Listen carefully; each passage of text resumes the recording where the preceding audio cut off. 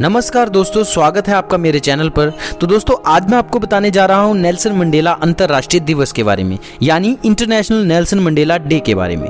ये दिन हर साल 18 जुलाई को संयुक्त राष्ट्र द्वारा शांति के लिए नोबेल पुरस्कार विजेता पूर्व दक्षिण अफ्रीकी राष्ट्रपति नेल्सन मंडेला के जन्म दिवस की यादगार के रूप में मनाया जाता है। संयुक्त राष्ट्र महासभा द्वारा नवंबर 2009 में नेल्सन मंडेला दिवस मनाए जाने का प्रस्ताव पारित किया गया। यह प्रस्ताव पारित होने के बाद पहली बार 18 जुलाई 2010 को नेल्सन मंडेला दिवस मनाया गया। संयुक्त राष्ट्र द्वारा यह दिवस नेल्सन मंडेला द्वारा दक्षिण अफ्रीका में रंग भेद एवं भेदभावपूर्ण प्रणाली को समाप्त करने में उनके महत्वपूर्ण योगदान के कारण मनाने का प्रस्ताव रखा गया।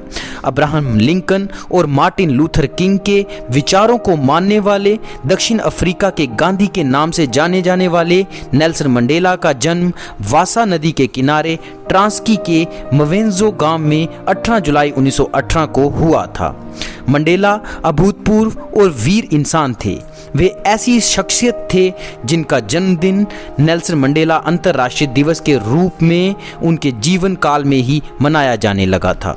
संयुक्त राष्ट्र महासचिव बान की मून ने कहा था कि मंडेला संयुक्त राष्ट्र के उच्च आदर्शों के प्रतीक हैं। मंडेला को ये सम्मान शांति स्थापना, रंग भेद उन्मूलन, मानवाधिकारों की रक्षा और लैंगिक समानता की स्थापना के लिए किए गए उनके सतत प्रयासों के लिए दिया गया है। नेल्सन मंडेला अपने देश और दुनिया भर के लोगों को शिक्षित, खुशहाल और समृद्ध देखना चाहते थे। वे शिक्षा को विश्व को बदलने का सबसे बड़ा हथियार मानते थे। शिक्षा, उनका कहना था, शिक्षा बहुत बड़ा हथियार है जिसका उपयोग विश्व को बदलने के लिए किया जा सकता है।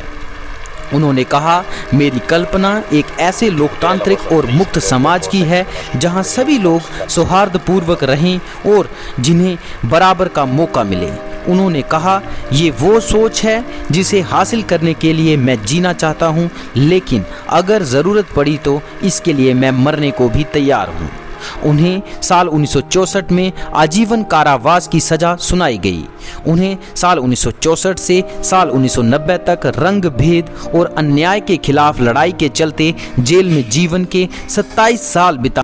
सन 1990 में राष्ट्रपति FW de क्लार्क ने अफ्रीकी नेशनल कांग्रेस पर लगे प्रतिबंध को हटा लिया और मंडेला को भी जेल से रिहा कर दिया गया। दिसंबर 1993 में नेल्सन मंडेला और FW de क्लार्क को नोबेल शांति पुरस्कार दिया गया।